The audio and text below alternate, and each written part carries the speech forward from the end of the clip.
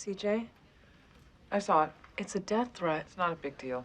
You sure? Yeah, don't tell anybody, okay? I don't want a lot of production. All right. Thanks. Josh, can you come in here and look at this, please? Donna?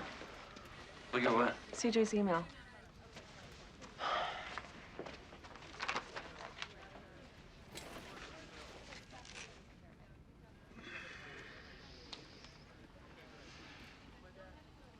Call Frank Tenney downstairs. Tell him I want to talk to him right away. Yeah. You take this seriously? Yeah, it's a death threat, CJ. I take it seriously. I had some experience with this. Ron? CJ, Frank Tenney spoke to me this morning. Yeah, Josh made me see him yesterday. He filed everything he was supposed to file. Can I see the message? It's just, you know, it's what it is. Could you type in your password?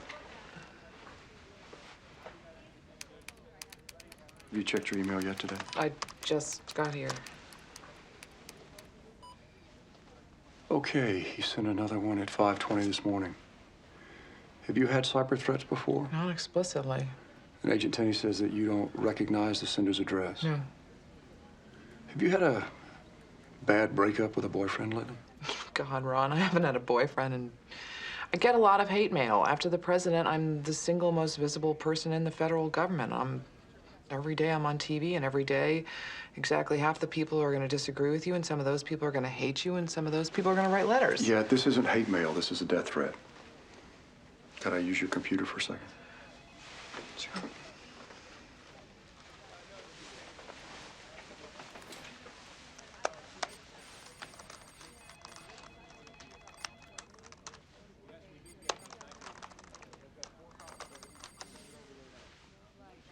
Okay, I'm gonna need to take your hard drive. Why? I just used traceroute tools and the server and the IP address don't match. The address was invented to disguise the origin. In my briefing yesterday, I made some remarks about a situation in Saudi Arabia. I may have gone too far. I was thinking about apologizing and... Yeah, this doesn't have anything to do with that. What do you mean? Muslim extremists don't get personal. They don't know your name, they don't care. They don't want one person, they want dozens or hundreds. That's why they don't use bullets. Killing one person is a waste of a bomb.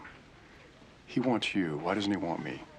Someone will be by in a few minutes to get your hard drive, and we're intercepting all your emails from the address. Thank you. Okay. Thanks. Good morning, Mr. President. You're going to get Secret Service protection, but I can't order it unless you sign this piece of paper. So sign this piece of paper. Sir, can I ask why you feel it's Because necessary Ron that says it is, and around here we do whatever Ron says. Well, I think it might be an overreaction. Good for you. With all your years of training and experience in sniffing out crime, your opinion really carries a lot of weight with me. I don't want to appear fragile. Are you kidding? Sir. We're talking about one bodyguard. I have 12, and that's before I leave the house. You ever count the number of guns that come along with me when Abby and I take in a play at the Kennedy Center? Do I seem fragile to you? No, sir. Then? You're also not a woman in a man's job. To say nothing of the fact that you're required by law to be protected by the Treasury Department. You don't have a choice. And frankly, sir, you and I both know that you've scored points frequently with the public and with the press by shrugging off your Secret Service and doing whatever, going to a bookstore. I don't care. Sir. I don't care. You're part of my family, and this thing is happening, and I simply won't permit it. Sign the piece of paper. Look. Let me tell you something.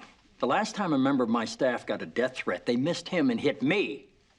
Ron, is there any evidence at all that this guy... Look, I work in the White House. Everybody knows that. But is there any evidence to suggest that...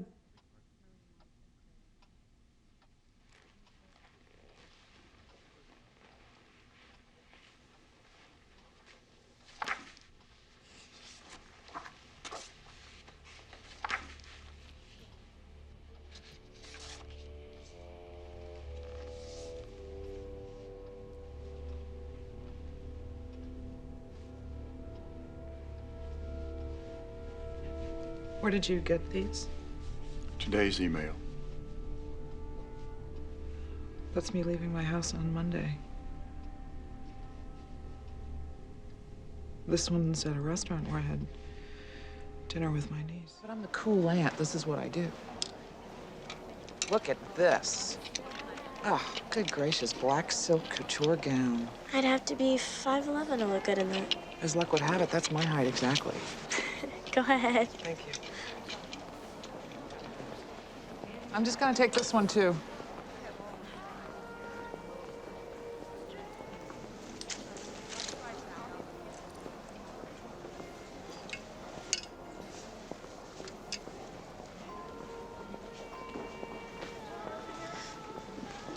What is it that you look for exactly? You know it when you see it. What do you mean?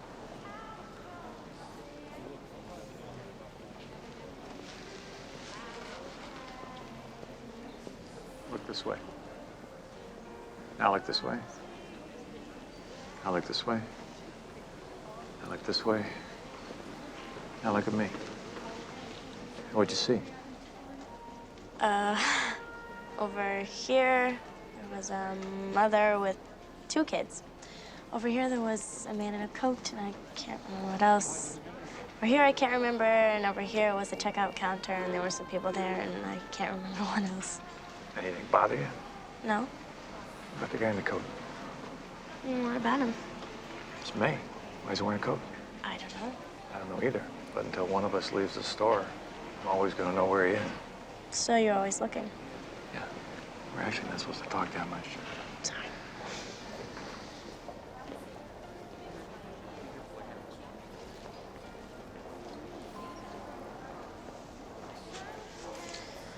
So, what would it take for you to brandish your weapon? What? I mean, excuse me? What would it take right now for you to just reach in and brandish your weapon? Something pretty extraordinary. How long have you been with the Secret Service? Well, I went to college basically on an Army scholarship, which means that after you get out, you have to serve a certain number of years. And I was with the Chicago Police Department for a few years, and I've been with the Secret Service for the last 9. Have you ever brandished your weapon? Yes. Have you ever fired it? Yes. What? I'm just trying to think of when in the last 9 years an agent would have had to fire his gun. Unless you were at Roslyn. Well, you're a good guy. I'm sorry, am I not allowed to touch you? No, it's okay.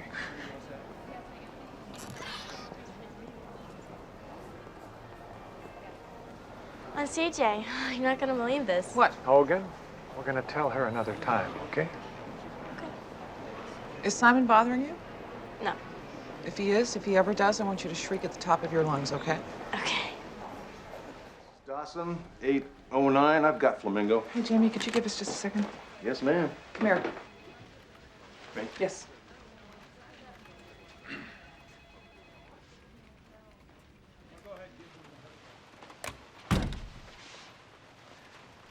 What were you and Hogan talking about that you would tell me later? I was on Eagle's protection detail in Roslyn. Oh. I didn't know that. No, it's just... Thank you. I'm sorry?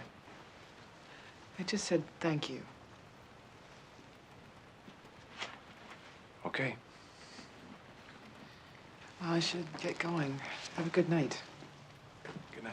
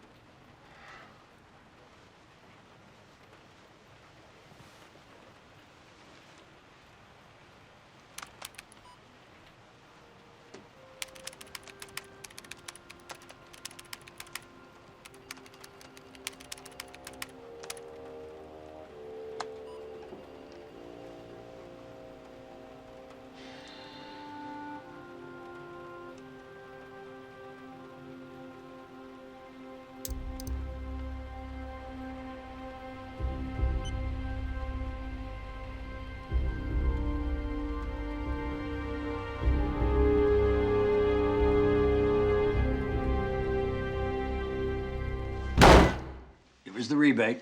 wasn't a rebate. It was in advance. You say potato. I do say potato, and so does everybody else I know. We wanted to inject some money into retail and tourism. Why not wait until people were supposed to have the money? The economy might have improved on its own by then. In which case, the whole thing would have been pointless in the first place. Yeah. Economists just make it up as they go along, don't they? Yeah. Did it work? Not that much. Most people did what you did. They saved or they paid down debt. We don't want people to save and reduce their personal debt? We do, but when the next guy's president. You win. I always do. Yes, sir. I'll tell you what I find interesting, though. What's that, sir? You, $35,000 a year, a sister to support, and you gave $1,435 to charity? I'm not so sure that check isn't better off in your hands than ours. Oh, I'm taking it. Don't be ridiculous. When you get to your place tonight, you're going to find a new DVD player and that wimp-ass Bond movie. Mr. President. And I threw in Yeoman of the Guard on CD. That was an incredibly nice gesture. I'm really something. Mr. President, Hey, John. could we have a minute, please, sir? Yeah. Charlie, let's get that woman on the phone. I'm feeling magical tonight.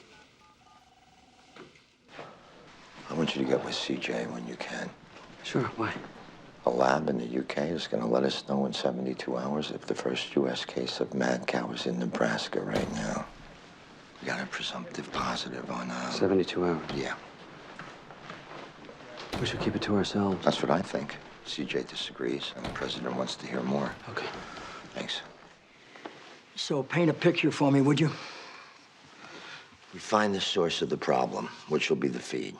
We buy the cattle and slaughter them. How many? Tens of thousands. That's the live cattle. What about the beef? Well, FSIS will do a Class 1 recall and get it off the shelves. Not that they need to. Nobody's going to buy beef for a couple of years. It's a $150 billion industry. What's the West going to do for a living? Well, this generation of ranchers is done. They won't get back on their feet. People have known about this disease. They're still eating beef in record numbers. That's because it's been on the other side of the ocean. Once we announce a positive, steakhouses are done. Fast food is done. And then the corn and soybean growers, right? The dominoes don't end on this. Any good news? For fishermen. So we've got frightened parents, rising food prices, public panic, massive layoffs, and something we've never worried about before. We're wondering when the next case is going to happen. You really want to talk about the lawsuit in Colorado? Yes, sir. You hear about the lawyer who opened a chain of dry cleaners? Press your lawsuit while you wait. There was a better joke in there someplace, right? Probably not. Sir? Doctrine of sovereign immunity. You can't sue the king. We brought it over from England. Yeah, but he's not immune from the court of public opinion. Forgot to bring that one over. The RNC will have a press conference. The RNC has a press conference when I sneeze. I think we need to come out for a strong national seatbelt law. Congress won't pass it. I'm not saying we need to have the law. I'm just saying we need to come out for it. It'll end the question of where you stand. People know where I stand. If they don't know, they can ask me. You were governor of New Hampshire, sir. And I was for it then. Never did anything about it because nobody wanted it. And frankly, why waste time and capital? CJ will get asked about it at the 5 o'clock briefing. I can't be responsible every time somebody irrationally twists my meaning. People are responsible for themselves. Today's cars are safer than they've ever been. They've all got airbags, they've all got seat belts, and they're all crash tested from here to Tuesday. All that's left is personal behavior and bad luck, and I'm not responsible for either one. And Sam, if Mrs. Lanningham was here right now, she'd say the exact same thing. You know what I'm saying? Yes, sir. I don't blame this woman for suing me. I'm not a king, and I'm not sure the law should treat me like one, though certainly for the moment I don't mind. I'm not blaming her. She's got to go someplace with her grief and her anger. The ones who should be horsewhipped with a horsewhip are the ones exploiting her grief for political gain, and I'm not getting down with those guys. Yes, sir. Let Congress pass that law. I'll sign it. Sir. Yeah, let's go. Get Leo. Thank you, Mr. President. Thank you. Good evening, Mr. President. Isn't there a joke to be had with lawsuits and dry cleaners? I've been working on it all day. You've been working on other stuff, though, too, right? Yeah. Good evening, sir. Hey. Okay. Okay, what do we think? When do you tell the public what you know? I think it's right now. And I think it's when you know something. I think absolute confirmation has to be the rule when we're talking about public panic. Are we sure there's going to be public panic if we're only saying there's a chance? We think maybe, usually it's negative. I do. Because we're not talking about sushi, it's hamburgers. And I'm not kidding around. It's these things, the everyday things, the everyday American things, the 99-cent things. that when you suddenly have to be afraid of them, strike at the center of our equilibrium. I'll tell you what else. Democrats, not exactly loved by the beef industry to begin with, are going to get killed for causing false panic. Yeah, what we say now is going to be measured against the facts, the consequences of which will be far worse if we don't say anything and it goes the other way. I disagree. Then pretend for a moment the cow has MS. No, I don't think I will. Something going on with them? I think they can hear you. They're standing right in front of you. That was a bad analogy. I apologize. What I meant was that the public will not forgive a president who withheld information that could have helped them or saved lives. Second, in a crisis, people need to feel like soldiers, not victims. Third, information breeds confidence. Silence breeds fear. That's my argument.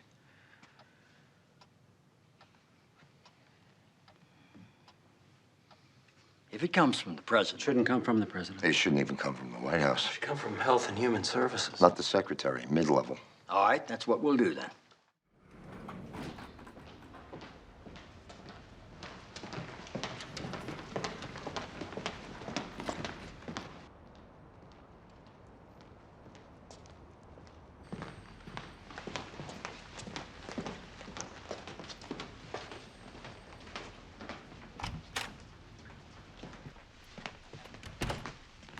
Good evening. Good evening. Good evening.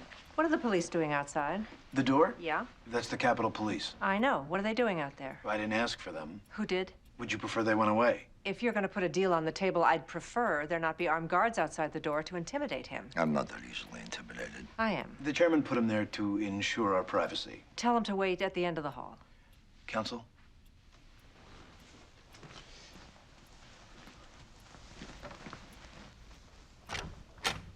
Excuse me, officer.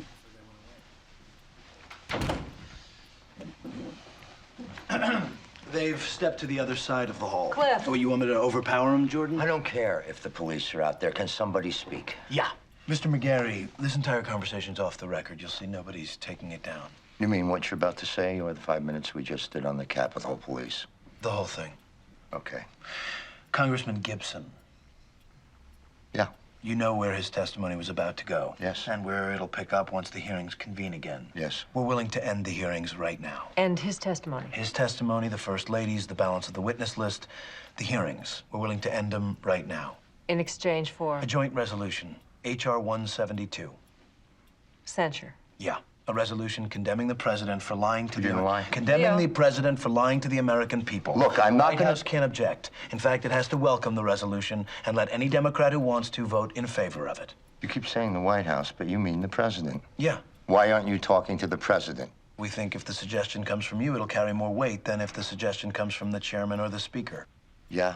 Yes, sir. Okay, well, I'll just call the president and suggest to him that he allow a huge bipartisan vote on the floor of the U.S. House of Representatives, calling him a liar, and that he welcome the result. Then I'm going to flap my wings and fly to Neverland. Leo. Do you think I am so desperate to save my ass I'm going to roll over on Jed Bartlet? I don't think it's a I matter take a bullet for the president. He doesn't take one for me. Is that all you got? Yeah. Good night.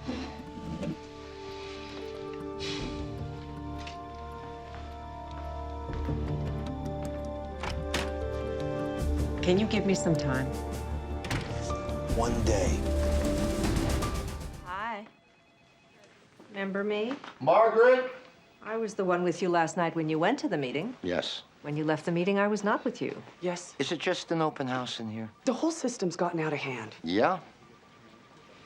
You left without me. Well, if you're going to make a strong exit, you really can't wait for someone to get their purse together. How long does it take to get a purse together? A question I've been asking my entire adult life. It's a non-binding resolution. Do you know what that means? No, could you tell me? Because I've really started to take an interest in government lately. Do you know how much force and effect it has? Jordan. None. No force and effect. The following is a sampling of non-binding joint resolutions from the 106th Congress. I have a meeting. A resolution in support of Ohio's state motto. A resolution fostering friendship and cooperation with the people of Mongolia. I have a meeting. A resolution recognizing the contributions of Bristol, Tennessee to the development of country music. I'm sorry, I have a budget meeting. A resolution in support of Little League Baseball. Jordan. A resolution recognizing... This isn't that. This is 535 congressmen and senators standing up and saying the president lied and should be ashamed of himself. And this is us standing up and saying, you're right. This would be the first time in history a president has been censured. Congress isn't talk radio. It's the seat of democracy. Their opinion matters, and their condemnation doesn't have to come with handcuffs to be devastating to this president. That is the force and effect. And it's not gonna happen because of me. Have a budget meeting, Jordan. You're the one who had the recess called. Before the Christmas break. You're the reason they adjourned. I'm not. You had the recess called. It was the chairman. You got him to do it. Something was about to happen and a recess was called and Josh was relieved. What was about to happen? I can't tell you that. It was you. I need to talk to Josh.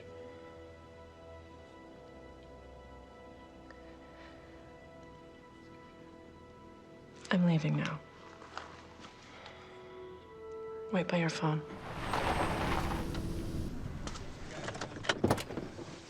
Morning. Hey, CJ. You just get in? Oh, a few hours ago.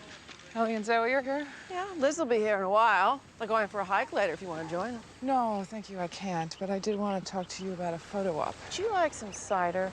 No, I'm No, fine. we grow the apples right down the hill. It's good. Okay, so at any rate... A photo op. Yes. My husband and I together. Yeah. With the kids. That'd be nice if... Because my husband and I came to the house separately. There are photos of the president getting on the plane alone. Ma'am, this is uncomfortable territory, and obviously the press has sources that say that you and the president... They have names. I'm sorry? The sources. No, these are... Unnamed sources. CJ, unnamed sources make me crazy. Just one time, I'd like to see, instead of according to unnamed sources, I'd like to see according to tweaky little ill-informed chicken-ass wannabe. Don't ever come to me again with unnamed sources, CJ. You don't get any cider. Yes, ma'am.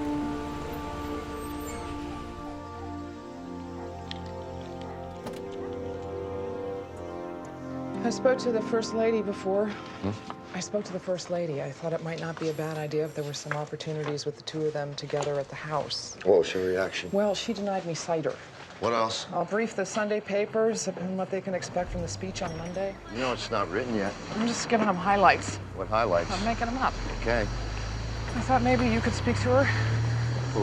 The First Lady. Look, I Every don't... paper today had a picture on the front page of the president boarding Air Force One to go home by himself. It's the Saturday paper. Are there any number of press questions We're about two why... private men, CJ. We don't talk about our marriages. What do you want from me? I'm not wild about the fact that you told Toby what we discussed. He's the communications director. You don't think he should know? When I think it's time... When I think it's time, I will tell anyone who works for me anything I damn please. You know what, CJ? Stop being pissed at me about Haiti.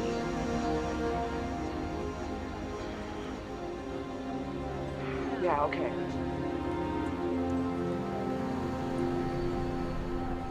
It's a surrender. It's not a surrender if he has demands. It's as close as we come these days. What does he want?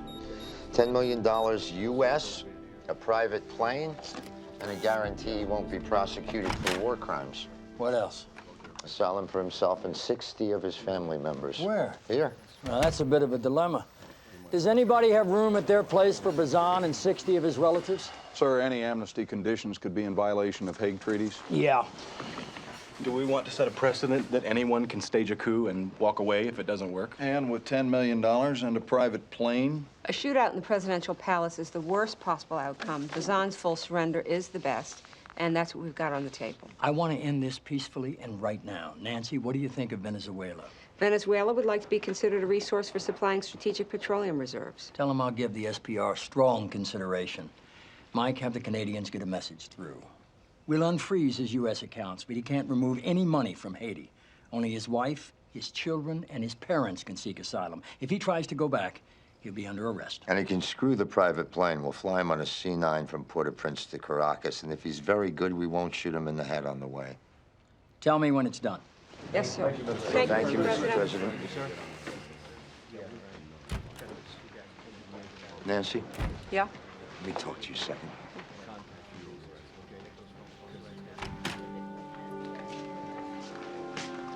When this is a done deal, I want you to stick around for a while and brief the press. She made a mistake, Leo. I'm not punishing her. She made a I'm mistake. not punishing her.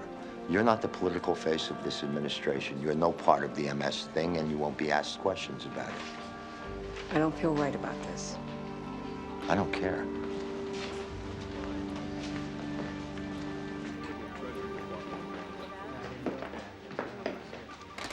Hey, Can I talk to him? he's on his way up from the sit room. Good news about Haiti. I say we should have gone in there with 4 tank divisions and turned the place into a casino. Manifestist. Bet your ass. Calls? On your desk. You got a second? Yeah. So, I wanted to apologize about before. Don't worry about it. You know what I'm talking about, right? Yeah. So I wanted to make you aware of something. Yeah? Well, I've looked through the transcript a couple of times, and he never apologized. What do you mean? In the interview, he never apologized, and I think it's something we're going to get hung with later. Well, let's wait a few weeks, see what happens with the numbers, and take another look.